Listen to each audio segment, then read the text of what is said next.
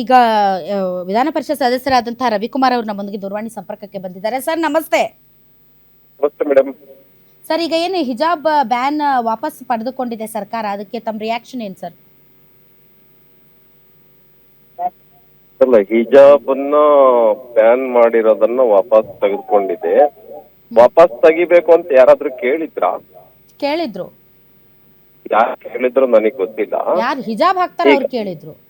ಅಲ್ಲ, ಯಾರೋ ಕೇಳಿರ್ಬೋದು, ಅಥವಾ ಕೇಳದೆ ಇದ್ರೂ ಕೂಡ ಕೇಳಿದ್ದಾರೆ ಅಂತ ಸುಪ್ರೀಂ ಕೋರ್ಟ್ ಅಲ್ಲಿ ಅದು ಈಗ ತುಂಬಾ ತುಂಬಾ ತುಂಬಾ ಅದು ಅಧ್ಯಯನದ ವಿಷಯ ಆಗ್ಬಿಟ್ಟಿದೆ ಹಿಜಾಬ್ ವಿಚಾರದಲ್ಲಿ. ಈಗ ಏನು ಕೋರ್ಟ್ ಆದ್ರೂ ಏನ್ ಹೇಳಿತ್ತು, ಯೂನಿಫಾರ್ಮ್ ಫಾಲೋ ಮಾಡಿ ಅಂತ ಹೇಳಿತ್ತು ಮೇಡಮ್. ಯೂನಿಫಾರ್ಮ್ ಹಾಕ್ತಾರೆ, ಯೂನಿಫಾರ್ಮ್ ಏನ್ ಹಾಕೊಂಡ್ ಬರಲ್ಲ ಅಂತ ಹೇಳಲ್ಲ, ಬಟ್ ಯೂನಿಫಾರ್ಮ್ ಹಾಕ್ತಾರ. ತಲೆ ಮೇಲೆ ವಸ್ತ್ರನ ಹಿಜಾಬ್ ಅಂತಾರ್ರಿ ಸರ್. ಬುರ್ಕಾ ನಕಾಬ್ ಅಂದ್ರೆ ಫುಲ್ ಮುಚ್ಕೊಳ್ಳೋದು. ಬಟ್ ಇವತ್ತು ಸರ್ಕಾರದ ಆದೇಶದಲ್ಲಿ ತುಂಬಾ ಕ್ಲಾರಿಟಿ ಕೊಟ್ಟಿದೆ, ಏನಂದ್ರೆ ವಿದ್ಯಾರ್ಥಿಗಳ ಗುರುತಿಸುವಿಕೆಗೆ ತೊಂದರೆ ಆಗಬಾರ್ದು ಅಂತ ಮುಖ ಮುಚ್ಕೊಳ್ಳೋದು, ಕಣ್ಣು ಸಮೇತ ಮುಚ್ಕೊಳ್ಳೋದು ಅದೆಲ್ಲ ಮಾಡಂಗಿಲ್ಲ. ಮತ್ತೆ ತಲೆ ಮೇಲೆ ವಸ್ತ್ರ ಹಾಕೊಳ್ಳೋದಕ್ಕೆ ಹಿಜಾಬ್ ಅಂತಾರ್ರಿ ಸರ್. ಆಯ್ತು, ತಲೆ ಮೇಲೆ ವಸ್ತ್ರ ಕಣ್ಣು ಮಾತ್ರ ಕಾಣೋ ತರ ಅಲ್ಲ, ಅದು ಬುರ್ಕಾ ಆಯ್ತು. ಅದು ಬುರ್ಕಾ ಆಯ್ತು. ಹಿಜಾಬ್ ಅಂದ್ರೆ ತಲೆ ಮೇಲೆ ವಸ್ತ್ರ ಹಾಕೊಳ್ಳೋದು, ಮುಖ ಬಿಡೋದು. ಯಾಕೆ? ಫಾರ್ ಎಕ್ಸಾಂಪಲ್ ಈಗ ಹಿಂದೂಗಳು ಹಂಗ ಹಾಕೊಂಡ್ ಬರ್ತಾರ? ಹಿಂದೂಗಳಿಗೆ ಈಗ ಧರ್ಮ ಹಂಗಂದ್ರೆ ಹೆಂಗೆ ಸರ್? ನಿಮ್ಮ ಆಚಾರ ವಿಚಾರಕ್ಕೂ ನಮ್ಮ ಆಚಾರ ವಿಚಾರಕ್ಕೂ ಡಿಫ್ರೆನ್ಸ್ ಇರಲ್ಲ. ನೀವು ತಿನ್ನೋ ಆಹಾರಕ್ಕೂ ನಾವು ತಿನ್ನೋ ಆಹಾರಕ್ಕೂ ಡಿಫ್ರೆನ್ಸ್ ಇರಲ್ಲ. ತಕರಾರು ಮಾಡೋದಿಲ್ಲ. ವಿದ್ಯಾರ್ಥಿಗಳಲ್ಲಿ ಸಹಜವಾಗಿ ಒಬ್ಬರಿಗೊಬ್ಬರು ಫ್ರೆಂಡ್ಶಿಪ್ ನಲ್ಲಿ ಬೆರೆಯುವಂತ ಅವಕಾಶವನ್ನ ಕೊಡಬೇಕು.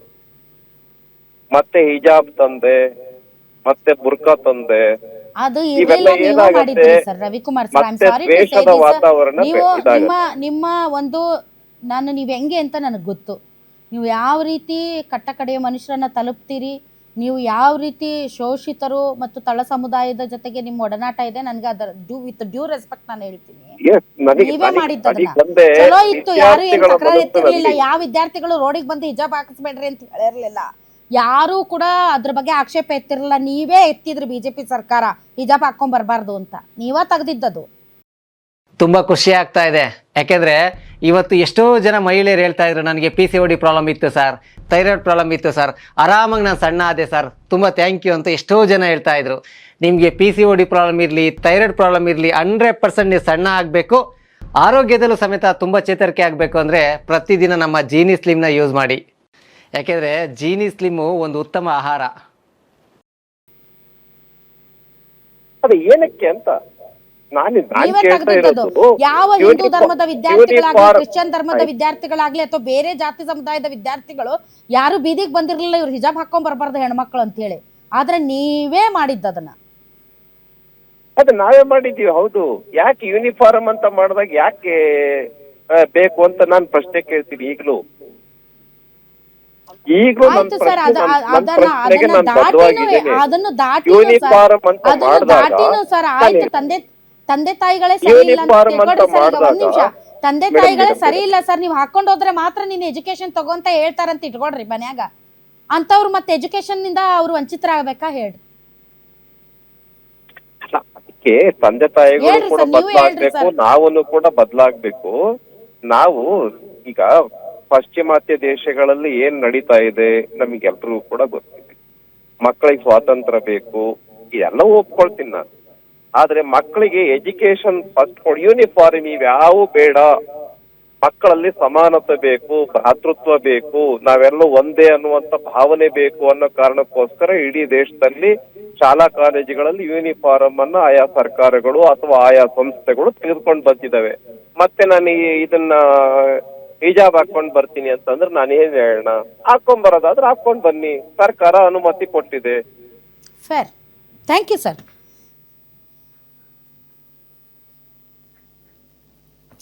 ಬಟ್ ನಾನು ಏನು ಅಪೀಲ್ ಮಾಡೋದಂದ್ರೆ, ಇವತ್ತು ಸರ್ಕಾರ ಆ ಒಂದು ಬ್ಯಾನನ್ನು ಹಿಂಪಡೆದಿದೆ. ನೀವು ಧಾರ್ಮಿಕ ಸಂಕೇತಗಳನ್ನು ಹಾಕೊಂಡು ಬರ್ರಿ, ಶಿವದಾರ ಹಾಕೊಬರ್ತಾರೆ, ಜರ್ವಾರ ಹಾಕೊಬರ್ತಾರೆ, ಏನು ಬೇಕಾದ್ರೆ ಹಾಕೋಬರ್ರಿ, ಆದರೆ ಎಜುಕೇಷನ್ ಪಡೀರಿ ಅಂತ ಹೇಳಿದ್ದಾರೆ.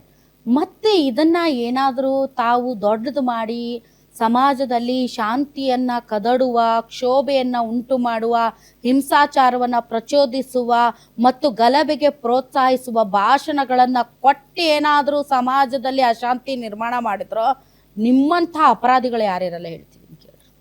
ನೀವು ಬಂದಾಗ ತೆಗಿತೀರಿ, ಇವ್ರು ಬಂದಾಗ ಹಾಕ್ತಾರೆ, ಇವ್ರು ಬಂದಾಗ ಬ್ಯಾನ್ ಅಂತಾರೆ, ಅವರು ಬ್ಯಾನ್ ಇಲ್ಲ ಅಂತಾರೆ. ನಿಮ್ಮ ಪ್ರಯೋಗಗಳಿಗೆ, ನಿಮ್ಮ ತತ್ವ ಸಿದ್ಧಾಂತಗಳಿಗೆ, ನಿಮ್ಮ ಐಡಿಯಾಲಜಿಗಳ ಅಥವಾ ನಿಮ್ಮ ಹೈಕಮಾಂಡ್ಗಳು, ನಿಮ್ಮ ವೋಟ್ ಬ್ಯಾಂಕ್ಗಳು, ನಿಮ್ಮ ಅಪೀಸ್ಮೆಂಟ್ಗೋಸ್ಕರ ನೀವೇನಾದರೂ ವಿದ್ಯಾರ್ಥಿಗಳಲ್ಲಿ ಯಾವುದೇ ರೀತಿಯಾದಂತಹ ಪ್ರಚೋದನೆಯ ಭಾವನೆಯನ್ನು ಕೆರಳಿಸಿದರೆ ಈ ರಾಜ್ಯದ ಜನ ಮಾತ್ರ ನಿಮ್ಮನ್ನು ಕ್ಷಮಿಸಲ್ಲ, ನೆನ್ಪಿಟ್ಕೊಳ್ಳಿ. ಇಂಥ ಪ್ರಯೋಗಗಳಿಗೆ ನಿಮ್ಮನ್ನ ಕೂರಿಸಿದ್ದಾರೆ, ಮತ್ತೆ ಮಾಡಕ್ಕೆ ಹೋಗಬೇಡಿ. ಅದು ಕಾಂಗ್ರೆಸ್ ಆಗಿರ್ಬೋದು, BJP ಆಗಿರ್ಬೋದು. ವಿದ್ಯಾರ್ಥಿಗಳು ಫಸ್ಟೇ ನೀಟು ಅದು ಇದು ಅಂತ ಭಾಳ ತಲೆ ಕೆಡಿಸ್ಕೊಂಡಿದ್ದಾರೆ. ಈ ಸ್ಪರ್ಧಾತ್ಮಕ ಯುಗದಲ್ಲಿ ನೀವು ಹಿಜಾಬ್ ಹಾಕ್ತಿರೋ, ನೀವು ಜಿನ್ವಾರ ಹಾಕ್ತಿರೋ, ನೀವು ಚೂದಾರ ಹಾಕ್ತಿರೋ, ನೀವು ಕೇಸರಿ ಶಾಲ್ ಹಾಕ್ತಿರೋ, ಕೇಸರಿ ಬಟ್ಟೆ ಹಾಕ್ತಿರೋ ಅಲ್ಲ. Education is very very very important. ಶಿಕ್ಷಣ ತುಂಬ ಮುಖ್ಯ.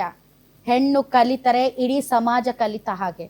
ಆಕೆ ಒಂದು ಬಟ್ಟೆ ಹಾಕ್ತಾಳೆ, ಹಿಜಾಬ್ ಹಾಕ್ತಾಳೆ ಅಂತ ಆಕೆಯನ್ನು ಶಿಕ್ಷಣದಿಂದ ವಂಚಿತರನ್ನಾಗಿ ಮಾಡಬೇಡಿ ದಯವಿಟ್ಟು. ಅದ್ರ ವಿರುದ್ಧ ನಾವು ಆಂದೋಲನ ಮಾಡ್ತೀವಿ, ಅದ್ರ ವಿರುದ್ಧ ನಾವು ದೊಡ್ಡ ಚಳವಳಿ ಮಾಡ್ತೀವಿ, ಕ್ರಾಂತಿ ಮಾಡ್ತೀವಿ ಅಂತ ವಿದ್ಯಾರ್ಥಿಗಳಲ್ಲಿ ಏನಾದರೂ ನೀವು ಕೆಟ್ಟ ಭಾವನೆಯನ್ನು ಕೆರಳಿಸಿದ್ರೋ ಇದು ಮಾತ್ರ ಚೆನ್ನಾಗಿರಲ್ಲ. ಯಾರು ಮಾಡಿದ್ರೂ ಕೂಡ ಅದನ್ನು ಒಪ್ಕೊಳ್ಬಾರ್ದು ಸಮಾಜ.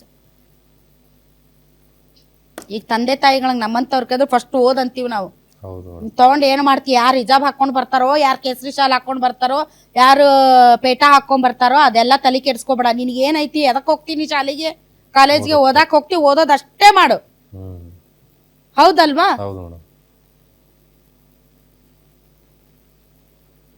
ಬಟ್ ಗೊತ್ತಿಲ್ಲ ಇದು ಏನೇನಾಗುತ್ತೆ ಅಂತ. ಇನ್ನೂ ಕ್ಲಾರಿಟಿ ಬೇಕು ಇದರಲ್ಲಿ. ಯಾಕೆ ಅಂತಂದ್ರೆ ಅವರು ಕೇಸರಿ ಶಾಲೆ ಹಾಕೋ ಬರ್ಬೋದಾ, ಈಗ ಬುರ್ಕಾ ನಕಾಬ್ ಅಂತ ಇದೆ. ಈಗ ತುಂಬಾ ಕ್ಲಾರಿಟಿಯಲ್ಲಿ ಇವ್ರು ಏನು ಹೇಳಿದ್ದಾರೆ ಅಂದ್ರೆ ವಿದ್ಯಾರ್ಥಿಗಳ ಗುರುತಿಸುವಿಕೆಗೆ ತೊಂದರೆ ಆಗಬಾರ್ದು, ನಿಂಗಂತಿತ್ತ ಸಮವಸ್ತ್ರಕ್ಕೆ ಅಡ್ಡಿ ಆಗಬಾರ್ದು.